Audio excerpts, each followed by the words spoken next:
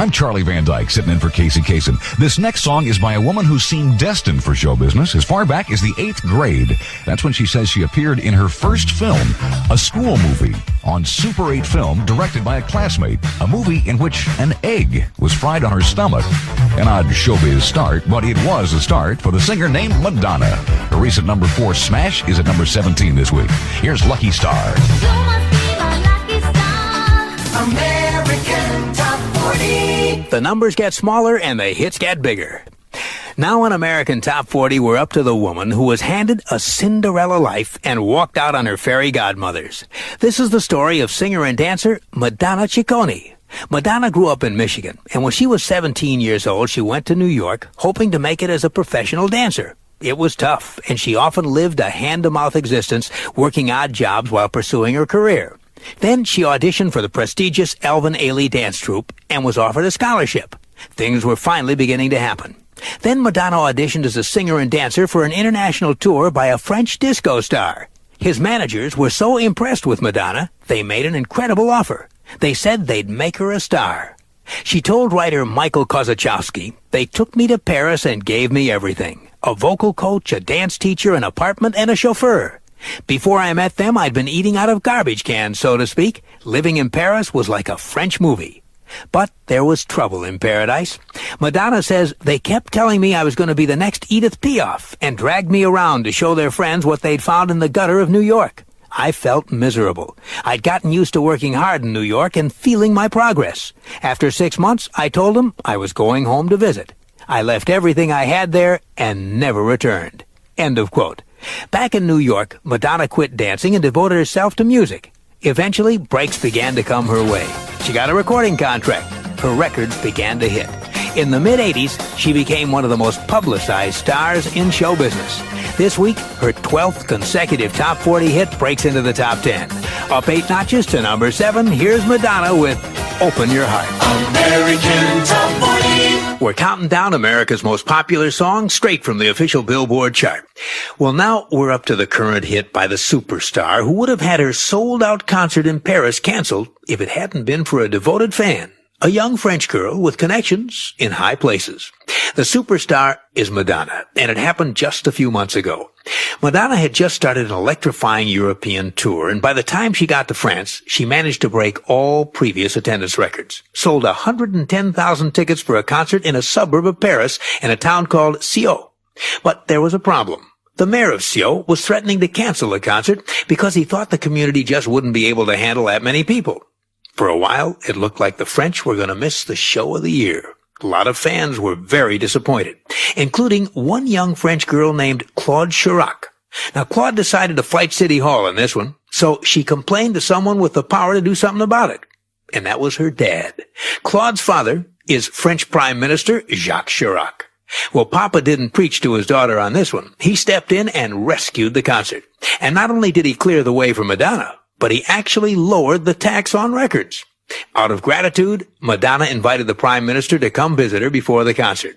And the 54-year-old statesman strolled backstage wearing his blue jeans and listening to the True Blue album on his Walkman.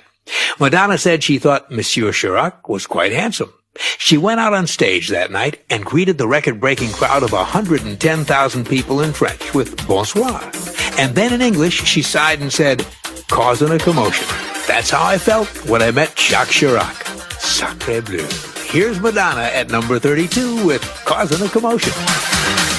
Casey's Top 40. Well, now we're up to the new number 1 hit in the USA and our story about a superstar who got her big break in a hospital room.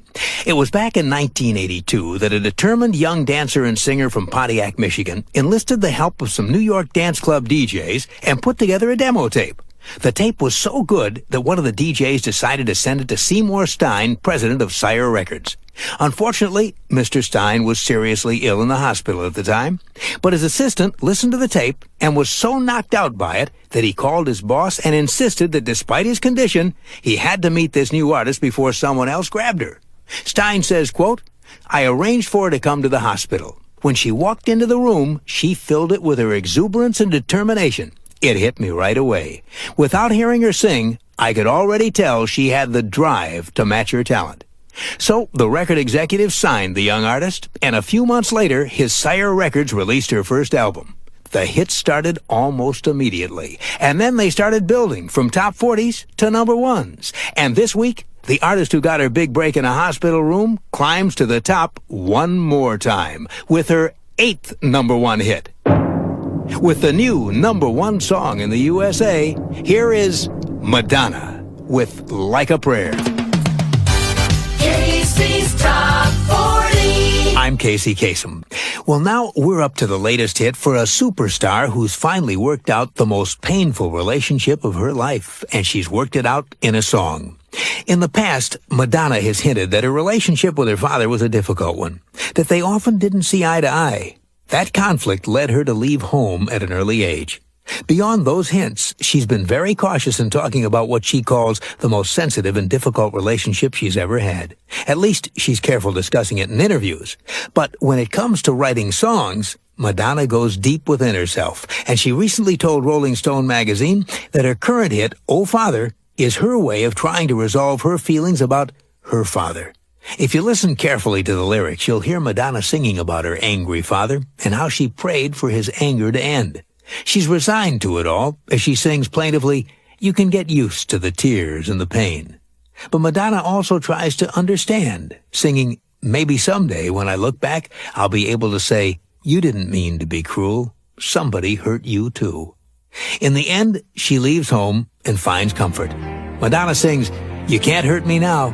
I got away from you. You can't make me cry. I never felt so good about myself." Madonna told Rolling Stone she had never been able to verbalize her feelings about her father until she started to write this song about him. And she hopes after having written it, she'll be able to forgive him as well.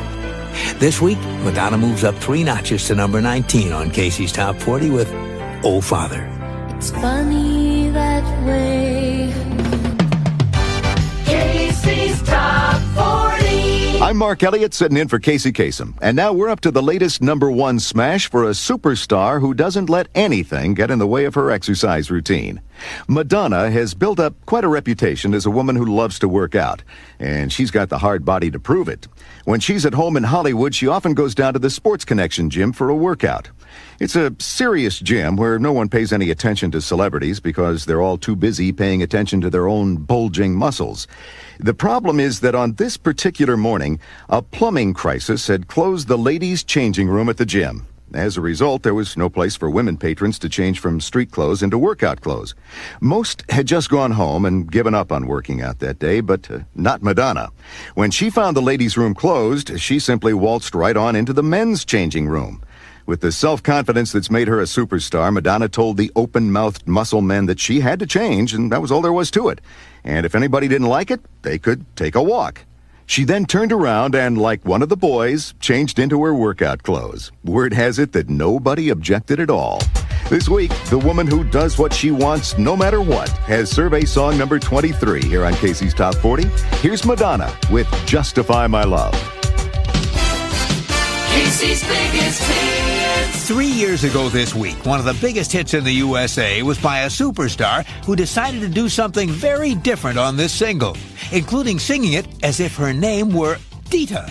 It's the title song from an album by Madonna that caused a lot of controversy, as do most albums by Madonna. In this case, she pretended that she was a woman named Dita. Dita Parlow, to be precise. And in strange, gravelly spoken voice interludes, she tells the story of her unusual life. A life that a lot of listeners found shocking. But not so shocking that they didn't make this song one of the biggest hits in the USA 3 years ago this week. Here's Madonna with the title song from her album, Erotica. Casey's Top 40. I'm Casey Kasem. Well, now we're up to the song You'll See. It's by a superstar who's taken just about everything to South America with her while she's filming the musical Evita, even her gummy bears and Special K. After years of negotiation, the on-again, off-again film version of Andrew Lloyd Webber's musical Evita is finally being filmed in Argentina, the birthplace of the center of the musical, Eva Perón. Starring as the legendary Evita is Madonna. And for the filming, she and her sizable entourage have set up camp in a luxury hotel in Buenos Aires. That's half a world away from Madonna's homes in New York, Miami, and Hollywood. But the superstar is doing everything she can to make things just like home. Every week, she's shipping in gallons of her favorite hand-pressed apple juice and cases of her favorite breakfast cereal, Special K. Madonna's also brought along her favorite organically produced oatmeal. And to make sure her sweet tooth is satisfied, she's brought gummy bears and those old-fashioned licorice candies called Ike and Mike. While Madonna's millions of fans wait to see the result of all that filming, they've got lots of videos and songs to see and listen to, like the song that recently became Madonna's 30th Top 10. It's the song that's at number 29 this week on Casey's Top 40, Madonna and You'll See. Casey's Top 40. I'm David Perry for Casey Kasem, and we're counting down the 40 biggest hits in the 50 states. Now we're up to the current hit for Madonna, one of the biggest superstars of the 80s and 90s. So what were her favorite songs growing up in the 60s? Well, they're 3 songs by 3 artists no one could have predicted, which is of course the essence of the unpredictable Madonna. One of them was a song by a psychedelic band from California that had a #1 hit back in 1967, right in time for the Summer of Love, a song that sounded like this. That's a #1 song from 1967 called Incense and Peppermints by Strawberry Alarm Clock. A second favorite song of Madonna's childhood was the biggest hit for the singer from Minnesota, Gary Puckett, and his band The Union Gap. Here's a piece of it. Better run, girl, you're much too young, girl. That's the 1968 smash called Young Girl by The Union Gap featuring Gary Puckett. Now, the third of Madonna's favorite singles as a child was by a legendary band from Memphis called the Box Tops. Their classic from 1967 sounded like this.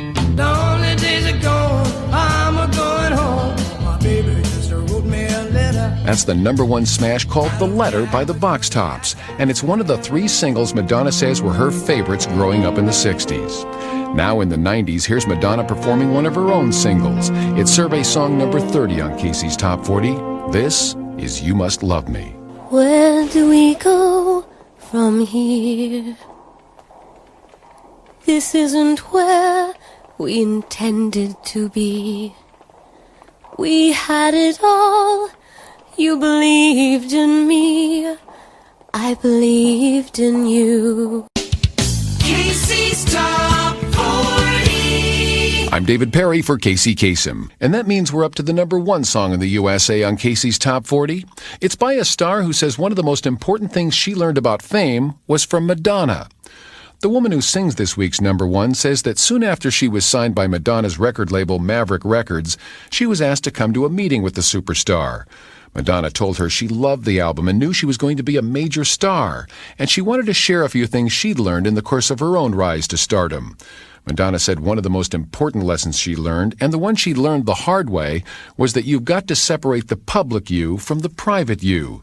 Madonna told the singer-songwriter that whenever she went to an event where there'd be photographers, she had to do everything she could to look like a star. Whatever it cost, it was worth it. But Madonna also said it's very important that the singer be able to be herself in her private life, and that she be able to go out in public without being recognized. Madonna said that from her experience, if you dress in just regular clothing, jeans and sweats, nobody looks twice at you. People figure stars always look like stars. And if they don't look like stars, they figure it's probably just someone who bears a resemblance to a star, but couldn't really be them, not in clothing like that. The singer with this week's #1 says she's found Madonna was right. In jeans, a t-shirt, and a cap, nobody gives her a second look. And this week, the singer who's been able to master the art of disguise in her personal life is getting even more recognition in her professional life. For the 4th week in a row, her latest smash is once again the biggest hit in the land. The #1 song in the USA on Casey's Top 40 is Head Over Feet by Alanis Morissette. Counting them down with Casey Kasem. I'm Casey Kasem. Well, now we're up to a song from the movie Evita, starring Madonna. It's a role director Alan Parker originally didn't think she was right for, until she wrote him a letter. For more than 10 years, various movie producers have been trying to bring the Andrew Lloyd Webber musical Evita to the big screen. But one producer after another has given up, finding the logistics too difficult, the cost too high, the story too complex. Finally, the rights to the production landed in the hands of producer Robert Stigwood, the man who gave the world Saturday Night Fever. He brought in Oliver Stone as screenwriter and Alan Parker as director, and the film was finally underway. The only problem was finding the star for the title role. Though Madonna had expressed interest, director Alan Parker turned her down. His reason? Her own fame would overshadow the role. But then Madonna sent Alan Parker a 4-page letter which she wrote by hand.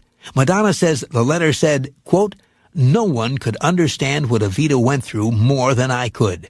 I related to her commitment, discipline, and ambition, and the bravery needed for a girl of 15 to go to Buenos Aires. Her suffering as a child was a catalyst to make a better life. I understood that." Director Alan Parker says the letter was a remarkable document, a brilliant argument that only Madonna could play this role. And he says, as it turned out, she was right.